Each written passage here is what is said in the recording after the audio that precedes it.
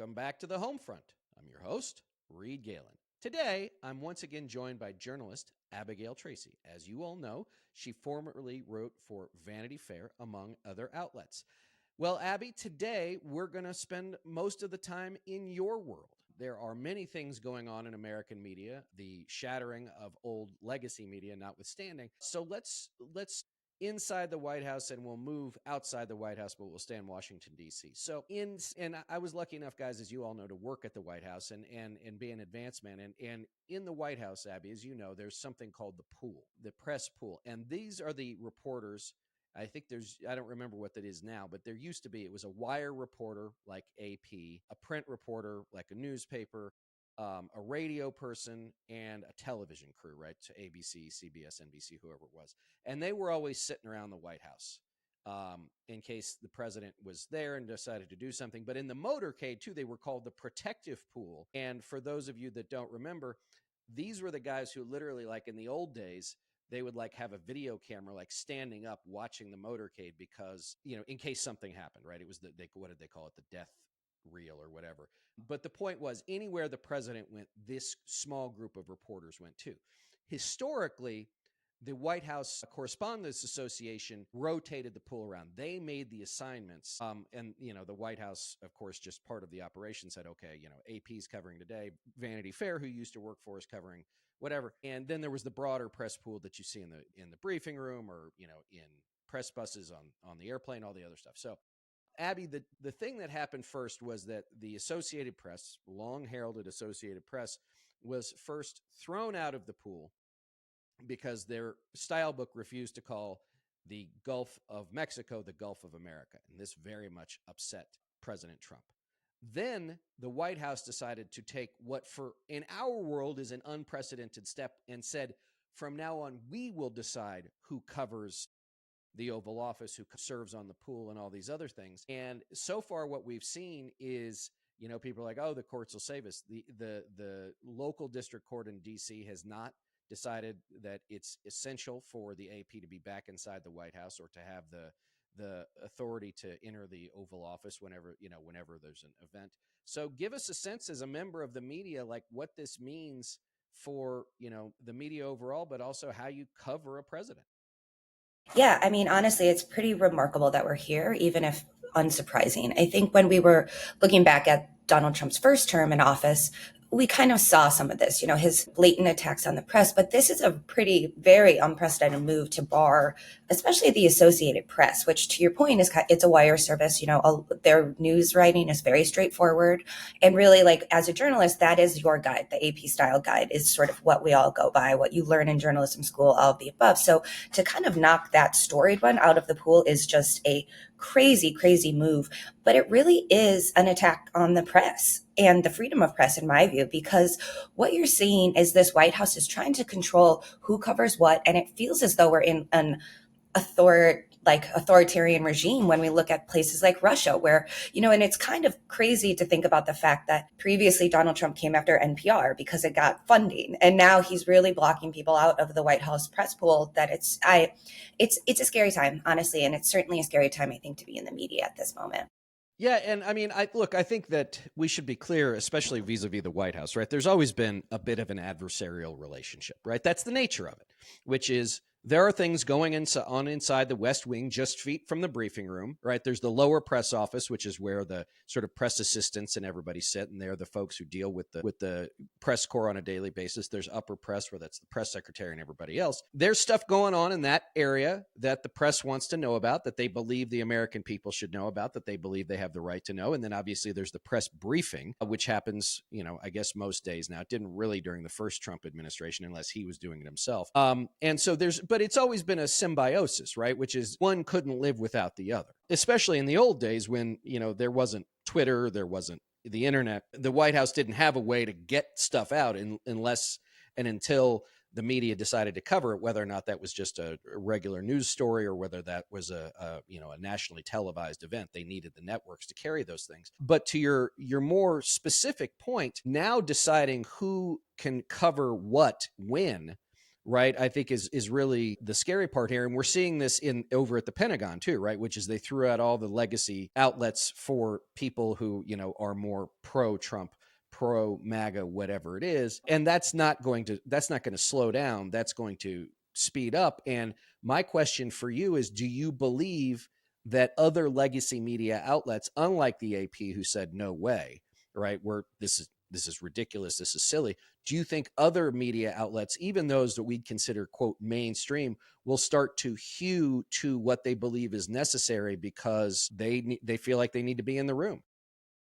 So it's a great question. And I do think that within the media industry right now, there is a culture of fear around this administration and the moves that we've seen. I sincerely, sincerely hope that other media organizations don't pull back and don't hew to this, for instance, calling the Gulf of Mexico the Gulf of America, little things like that. I really hope that they don't start doing that. But in all honesty, I think, this is likely the first domino to fall. And I think we're going to see similar further actions from this administration in terms of cracking down on the press. And to your point, these sort of legacy media outlets that Donald Trump, one, he loves getting coverage from, but two, has a very adversarial relationship with. Donald Trump loves being in the New York Times, but he fights with the New York Times on Twitter, but he's the one kind of calling them up, and a lot of reporters and, having these conversations with the Maggie Habermans and the like. But so I think we are going to see more of it, and it is kind of interesting. I really hope that that other organizations don't change their coverage.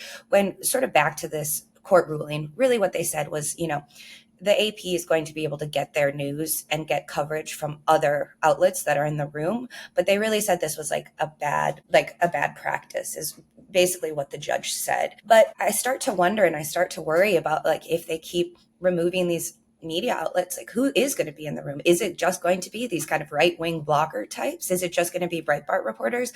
I don't know. To your point though, there's definitely a culture of fear, but I really hope that other members of the media don't, pull up and put on the brakes.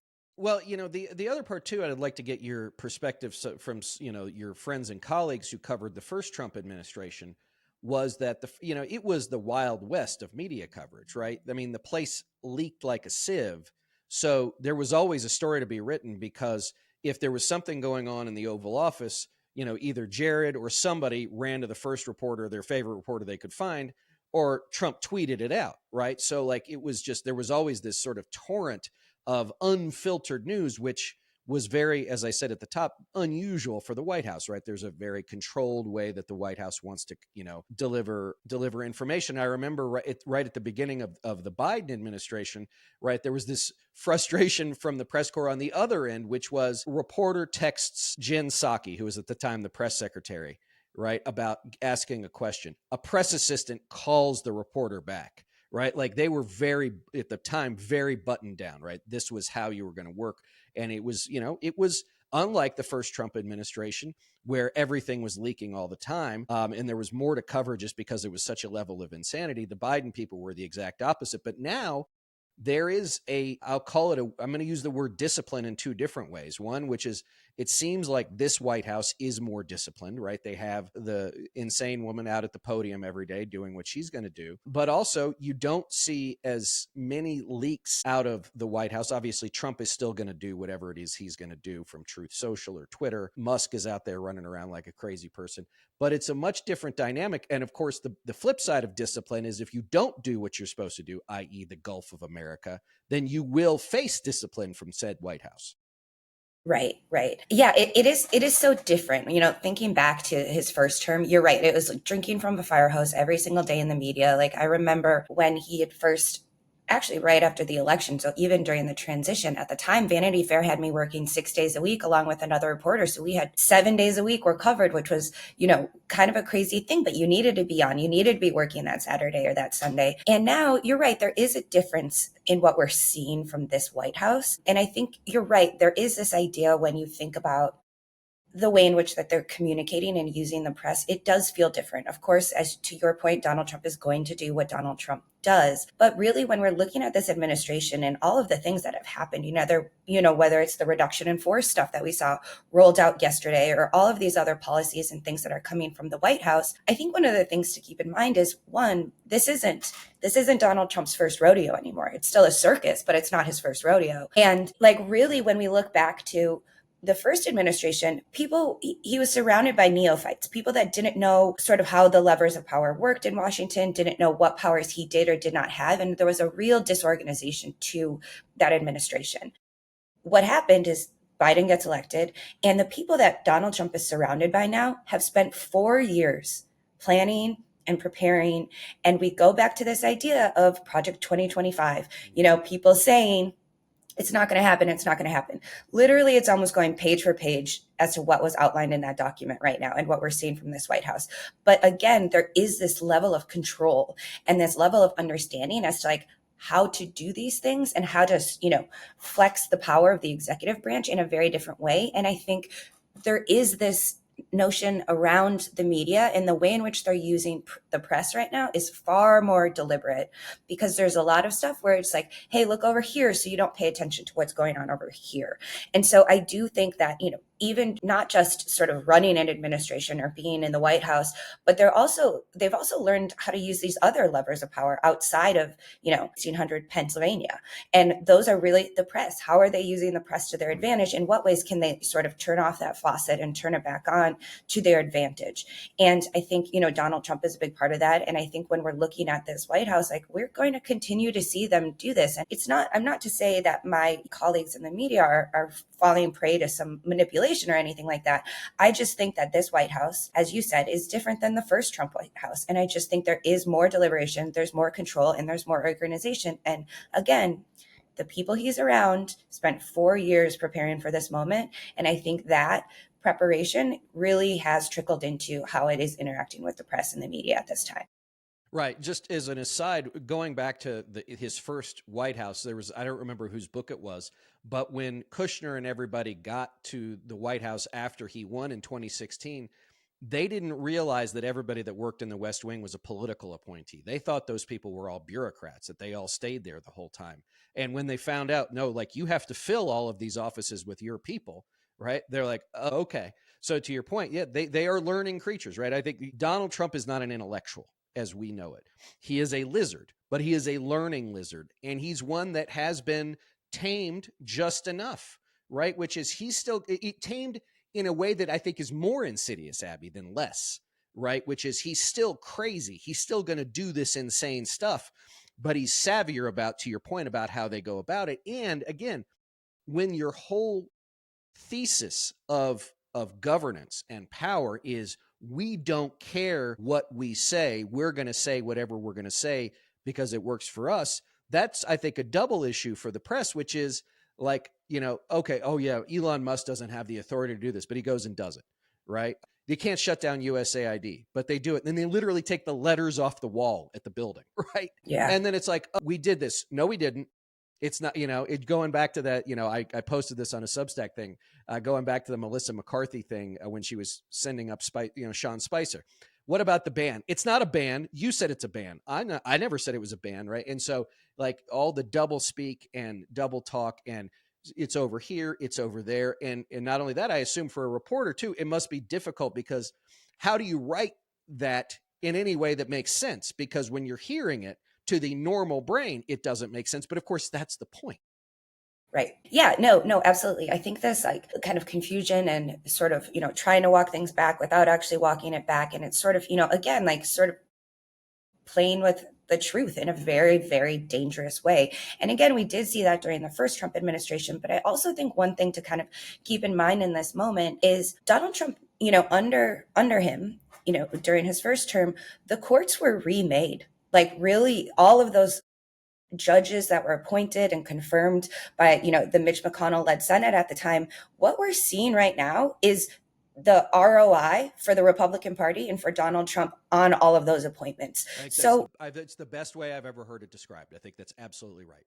And that is really also what we are seeing in this moment. And so back, 8 years ago, the courts were different, and it was a different lever of a different check and balance that was on the presidency at the time in those first 4 years. That is eroded today. And when we look at things this idea, the Trump administration has always played with this idea of, okay, what is a norm and what is illegal? Because so many of these things are just precedents and just norms. It's not it's not a law that, the White House Correspondence Association is in charge of planting people in the pool. Like, that's not a law. It's just a norm. And I think now, one, they like understand those things now, and they're exercising their power to like strip away the norms that they don't like. But also, when it does come to the legalities and the law, he has the court system behind him in a way that he really didn't during his first term, or at least at the start of his first term.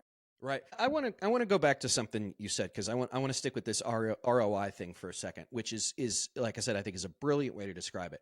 And I think it's important to understand too, and everybody's heard me say this a lot, but the ROI comes not from Donald Trump winning the presidency.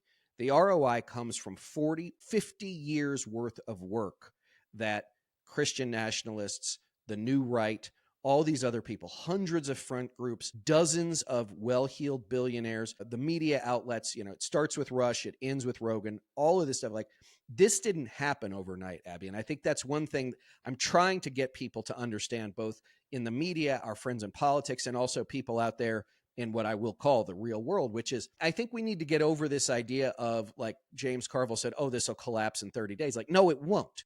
No, it won't. Like, it took us 40 or 50 years to get to this place. The idea that somehow, because Donald Trump's poll numbers aren't high enough, like he cares. In fact, I would make an argument, he's sort of acting like a guy who doesn't think he's going anywhere, right? Which in his mind, he may not be. Elon Musk has a net worth more than probably the GDP of about half the countries on the face of the planet, right? So like, the idea that he cares about whether or not Ma and Pa Kettle in upstate Michigan care about what he does is ludicrous, right? And so that leads to my next question, which is covering politicians in the era of Trump, specifically Republican politicians. Because I'll tell you what I've sort of had it with, which is all of these Republican members of the House, with the exception of Thomas Massie. And if you had told me I'd agree with Thomas Massie, who is a goon of all goons, about anything, right, the sun would come up in the West. But this idea, Abby, of all these Republican members of the House or Republican members of the Senate who like go along to get along, they say the craziest things, they do the craziest things, but then they find some reporter to take them on background going, but they're really worried about what their constituents are going to think. They're very, very worried about what's going to happen when they get home. And like, why give them that out? Like, why say, look, I'm not going to take your blind quote. You can say it on the record, but like, I'm not giving you the benefit of the doubt anymore. Like, why does the press corps keep doing that? Is it an access thing? Is it that they need the quote? Like, what's going on? Yeah, I think it's a combination of all those things. And of course, when we're looking at the media as a group, there are different people. Some journalists will refuse to do things on background or on deep background. Like, they'll just say, no, it's all on the record or it's nothing. But then you have folks exactly that like do put these quotes where it's just a Republican senator being up in arms and all worried about stuff. And it's like, if you're really that worried about it, you're a Republican senator. Say it publicly, say it on the record. But I think like there is this culture of fear within the Republican Party of, the backlash from Donald Trump and, losing their seats. Like, we go back to this idea of like political power. And, these are individuals who have egos and they want to keep winning. They don't want to lose their political power. They don't want to lose their seats. So they're going to be it'd be one thing if they all stood up at once, but look, they're spineless and, there are really no profiles in courage. And if we thought there were going to be the second round, on the merry-go-round, like, we were kidding ourselves. Right. No, but I do sail long ago. Yes. And so I think when we are looking at the media, you're right. Like, there is an access issue. And I think a lot of journalists, many, really try to strike the right balance. But I think a lot of people do a good job. But you're right, it is an access thing. And it's a difficult situation that journalists find themselves in right now because, well, one, as we, have been talking about, the Trump administration's animosity and antagonism toward the press corps and toward the media right now, it can have a chilling effect, of course. But the other thing is Republicans control the Senate, the House, and the White House. And so and the judiciary. So they're entirely in control of, the US government at this point. If, they're not getting much done, but like they are, well, they're getting a lot done, but also not a lot done. It's like, but I think one of the things to keep in mind is like, yeah, if journalists want information, they do have to have these relationships and try to find that balance to be able to maintain them while also maintaining integrity as journalists. And it's difficult. It's definitely a difficult line to walk. And I'm not defending, on background quotes. I think sometimes there are instances where it makes sense and other times not. I think there is a big difference, though, between putting a Republican senator on background saying, like, oh, I'm so worried about what happens when I go home, versus, say like a State Department official who's raising the alarms and talking about something on background, but you're not providing their identity so as to protect them as sources. Like, I think that is where the rubber really should meet the road, is like, if you're using blind quotes, there really should be a reason, and it should be about, protecting sources more often than not. And, again, there's a time and a place for different on background quotes, but I think journalists need to be definitely judicious in it, especially during this period. Right. Well, I've always been of the personal opinion, as someone who's been quoted a lot, that like, if I'm willing to say it on background, I should be willing to say it on the record. Now, I know that that makes me awesome. I know, Abby, but also but it's again, the blind quote, right? The background quote has become, in many ways, unfortunately for your business, the coin of the realm, and it's always, for fear of retribution. Well, like, then should you be saying it at all? Right? Because if you're not willing to say it out loud, then you're willing to say it just enough so you can do it, but not enough so that it will make a difference. Right. And again, to your point, there's the profiles encourage, is a very slim tome at this point. So let's stay on the press and talk about this. So just a couple of days ago, as people are listening to this, Jeff Bezos, founder of Amazon, owner of the Washington Post, which he bought in 2013, sent an email to his team, or the staff at the Washington Post, saying that as of yesterday, that the opinion section would only cover two things and the defense of them, which are personal liberty and free markets. And this was something that resounded around the Capitol, around the political set, for a couple of reasons. One, because historically, the Post has been a center-left outlet when it comes to opinion. He's already denuded the newsroom. There's so many people, you probably know some of them, who either left or fled. He already ran one of the cartoonists out of town because they spiked one of her cartoons that sort of made fun of Bezos and the other broligarchs. He brought in this guy, Will Lewis, who is a straight Murdoch-trained goon from the UK. And so just, in the last 12 dozen years, he has systematically, right, just decimated what the Washington Post was. And the idea that, as recently as 8 years ago, right, what was their tagline? Democracy dies in darkness. And not only did he say that these were the two things he's going to cover, that they were not going to allow other voices in their opinion pages, that like, if there were plenty of other places where you could get an alternative outlet, or an alternative outlook, excuse me. And, let me point of personal privilege here. Like, I grew up in the DC area, right? Like, the Washington Post was our hometown newspaper.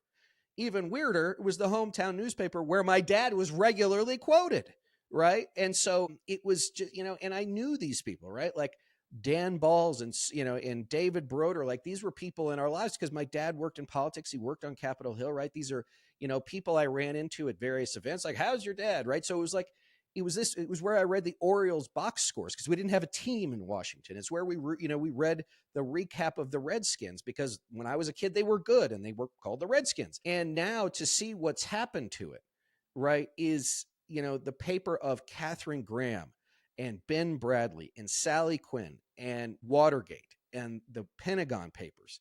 It's a shell of itself. And I don't get misty-eyed, I don't get nostalgic very often. But again, this was one where when I saw that, there was the personal piece that, I want to get your sense of it. And then there's the political piece, which is like, I have to assume this will not end with the opinion pages. It will also go to the straight reporting, which is why so many reporters have probably left. But then there's also the wacky philosophy that I want to get to in a minute. But first, give me your sense of how you saw it. It's so bad. Yeah. Not to be too overly eloquent when I say that. No, but it is truly, it's really depressing. It's very sad. And when you're thinking about it, it's like, also, what are you even talking about? Like, what does that mean? Like, I just think it's crazy that Jeff Bezos is exercising that level of control over the opinion page. And to your point, the Washington Post historically had been, more of its opinion pages were center left, to your point, very different than the Wall Street Journal. So the Wall Street Journal, their main reporting is straight, but like their opinion page is right leaning for the most part. These are broad generalizations when I'm saying these things, but I think is this idea that here you have one of the wealthiest people in the world kowtowing very clearly to Donald Trump and the right in this move. And I think we really sort of saw the writing on the wall, that, not to like pun there, but Mm-hmm. we really like almost saw this coming during the election when the Washington Post, when they declined to endorse a candidate, which was one, again, a first in so many ways. And I think that was really the first inkling and really the first sign of what we're seeing right now from Jeff Bezos at the Washington Post. And you're right, like it is scary and it is crazy that one of these story newspapers is being hollowed out and affected by this billionaire guy who just wants to cozy up to Donald Trump. And it's really sad. It's genuinely like a very sad thing for the media industry, I believe. Well, to me, there's a couple of things on that front. One is, I think that he bought the Post in the first place in 2013, because it's very prosaic and actually really like disappointingly boring, which is he's an overheated nerd who wanted to protect his government contracts, right?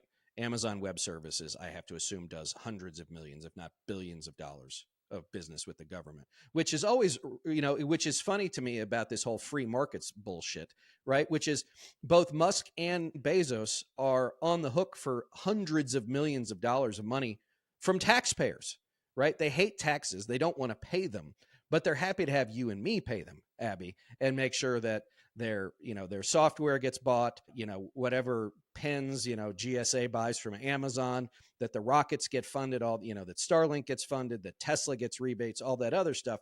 And this is why the whole free markets, individual liberty thing is just bullshit, right? I mean, it's like all these guys, and it's also Andreessen and Zuckerberg. It's like they're all stuck in a freshman philosophy class at Stanford, poring over, Atlas Shrugged like it's the Bible, right? It's sophomoric. It's just ridiculous that these guys are like, oh yeah, like everybody should be able to do what they want to do. Well, actually, I should be able to do what I want to do. You have to do whatever it is life leaves you with, right? And there's so much of this weirdness from Thiel and these goons like Curtis Yarvin that are like neo-monarchist, right? And reactionary. And what you see too is, to your point about like, this is one of the richest guys in the world. I'm not going to take credit for it, but I don't know who said it. Is like, what's the point of fuck you money if you never say fuck you? Right. Right. Like, and this is what I don't get. Like, I mean, it's just like, we're all suffering through the fact that these guys were nerds and strange. And now like we're living through their consistent low T and bad self-esteem. Yeah. No, I fully agree with you. And to your point, yeah, like you have the fuck you money, use it. And it is just kind of remarkable that we're seeing him and Zuckerberg too, with the changes he's making at Meta, or Facebook rather. You're seeing them shift in ways because it is a way to kind of stay in good graces with this administration. And I do think it's broadly reflective of the fact that you can kind of understand a little bit why they're doing it, just because Donald Trump and his administrations have been just notoriously and historically vindictive, and they do lash out at their perceived enemies, so to speak. So from taking a step back, it's like I can understand why Mark Zuckerberg doesn't want to piss off Trump, but I'm also like, get over yourself. Get over yourself, Jeff Bezos, and just like, you didn't even need to do it. Like, I don't know who was clamoring, who was like, man, we really need to rework the Washington Post op-ed page. Like, I don't like, where was that directive even coming from? It's just, I don't know. It's alarming and it's stunning. And again, no profiles encouraged even among, the richest in the world, who have the wealth of, a country, Right. just in their wallets. Yeah, and there's the broader philosophical question, which we won't answer here and probably will never be answered, which is, at what point is enough enough, right? But let me let me tell a quick story, Abby, if you'll indulge me. So in 2001, I worked for the Bush administration, and I was an advance man. And so occasionally, I don't remember what agency I was at. I was at like 3 agencies in 2001. So I was bouncing around all the time. But occasionally, you would say, okay, we need you to do what's called an in-towner. It's an event where the president actually never leaves the district, right? They take a motorcade from the White House to wherever he's going. So they said, you're going to do an in-towner on this. Okay. Well, it turned out to be at Katharine Graham's home in Georgetown, which is a beautiful house. And it was a very cool place to do it because in times past, she would have the wealthiest of the wealthy, the powerful of the powerful, the media magnates, everybody you could think of at that time to basically welcome the first couple to Washington, D.C. And it was, Kissinger, Colin Powell, Alan Greenspan, and Andrea Mitchell. But the funniest part for me was when I'm doing a walkthrough with the Secret Service agent before the president and Mrs. Bush arrive, and we walk into a room and there are 4 people playing bridge, and 2 of them, one is Bill Gates and the other one is Warren Buffett, right? Like, I'm just like, it is one of those, like, where am I moments? And then you walk into Mrs. Graham's office at the time, and it was a museum. It was a museum to a Washington of a different time. I'm not sure it was a better time, but it seemed, Washington until, the Washington of my childhood was a very cloistered place. Like, you came for a while. Most people came for a while and they left. It was not a great place to live.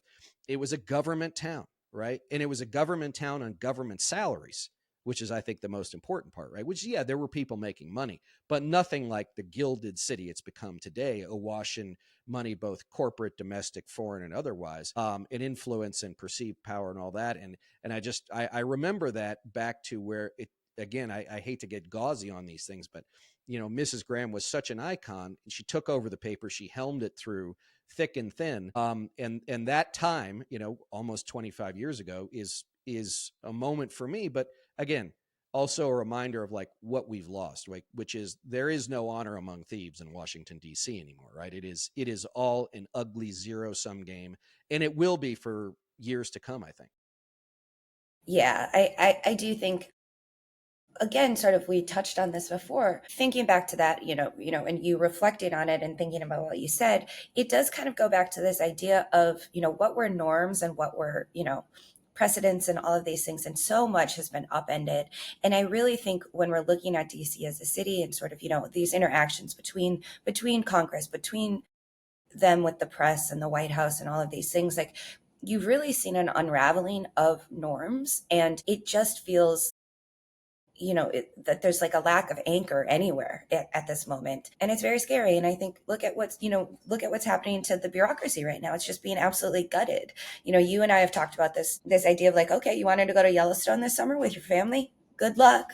Like, yeah, well, they put a hold on campsite reservations for the moment, right? And, yeah. and look, we're national park people, right? I've actually, one of my friends. Well, you're in Utah, yeah, right. I've got 6 here, and most of them within 4 or 5 hour drive of my home. Yeah, I mean, look, it's already happening, right? Down in southern Utah, Zion National Park, which is just an incredible place, right? There's already lines. There's a bunch of national monuments where they're closing a couple of days a week, but also, like, if you're in Joshua Tree, right, which is a hauntingly beautiful place, but it's also the desert, right? Like, there are not going to be people to come rescue you if you fall in a crevasse or you break your ankle or for some reason you leave without enough water, right? Mm-hmm. Like these or rattlesnakes, right? And these are the things that I think it will probably maybe take till summertime when folks are loading up the family trucksters. That's the other part too.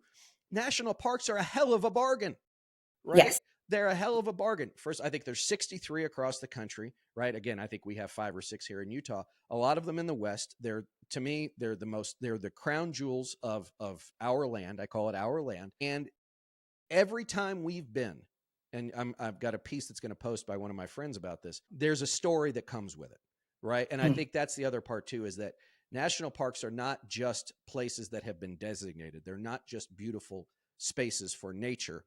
They are the place where all Americans of all stripes from coast to coast, right, from San Diego to Augusta, Maine, come together, where people from all over the world come because there's nothing else like it. Until you've seen the Grand Canyon of Yellowstone, right, you've never seen it. Until you've been on the road to the sun At Glacier, you've never seen anything like it until you've been on a path where everybody says stop because there's a grizzly bear and some guy fires off, his bear spray and it blows back in your face. Like, it's there every time there's an experience like that. And I think for millions and millions of Americans, and the people who work at the parks, they're awesome. Our family has always had an incredible time. The park rangers, right, especially, they love little kids. They do a great job making sure the kids are excited. They give them little pamphlets to fill out. They get little badges. They swear them in. It's a shame, but it's just the tip of the iceberg for the bad things that are going to happen.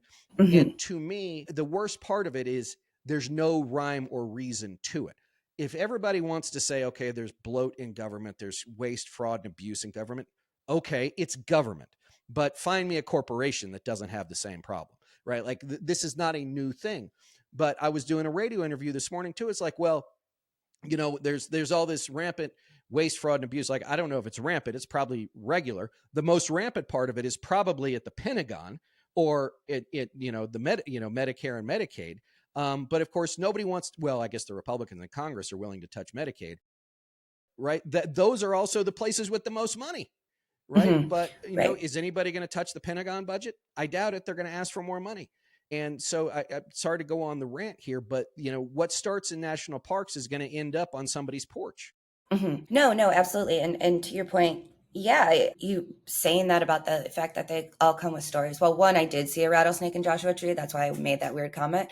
But you reminded me, I'm thinking back to when I did go visit the Grand Canyon. And this was maybe, this was actually when this was pre-Trump, when Obama was still in office. And I do just remember there was this incredible shuttle service that stopped every couple of blocks that would just take you to the Grand Canyon, take you home. And it was just remarkable. And it was part of this big push within the Obama administration to expand access to national parks and to encourage people to go there and, introduce things like these massive shuttle services and everything. And it was amazing. It truly was, I did this whole trip, we flew into Vegas and drove all the way down, and it was awesome and such a great experience. And yeah, to your point, it's not just national parks. It's not just, you can't take your RV to Yellowstone this summer, but what really it is it's just a very easy thing to wrap your head around and visualize. And what you do when you think about that is you have to, if you're understanding that national park is closed now, think about all of the other parts of government that you're not even seeing. It's not it's not a monument, but people need to sort of extrapolate that example of what is happening right now in terms of, the cuts that are occurring and apply it to every agency across the board and in ways that people don't even really understand affect them and affect their day-to-day lives. Things that are happening at U.S. Department of Agriculture. Sorry, farmers, you're not going to get those loans from the government anymore necessarily, or there's not going to be somebody to process it. When we're looking at, just across the board, it is crazy what is going on. And even when we talk about USAID, this idea that so much of the food that was being sent overseas to these individuals was coming from American farmers, and now they're not getting those sources of income anymore either. So the ripple effects of what are happening, I don't think people can really understand the scope at this moment, but I can assure you soon there are going to be a lot of people that understand it, and it's not going to be pretty. So let me just say this before we wrap, is on the last piece about USAID and the farmers. I think this is a big part of our problem too, which is communications. I didn't know that about USAID, about how much money was going to American farmers so they could ship soybeans or green beans or whatever it is overseas, right?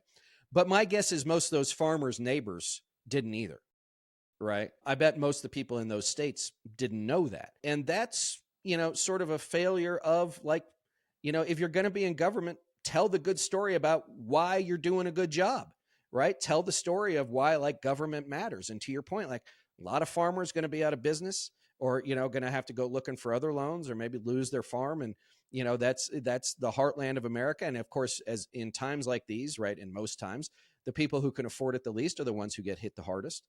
And you're right. But I will say this, and I want to make sure I explain this to everybody. And I am mansplaining here, and I am sorry about that, Abby, is if and when you see these things happening, and as someone who said, I voted for Donald Trump and I liked him, but I don't like this, or he did this and I didn't think he'd do it, or he lied. The answer to those people is not, well, you're an idiot.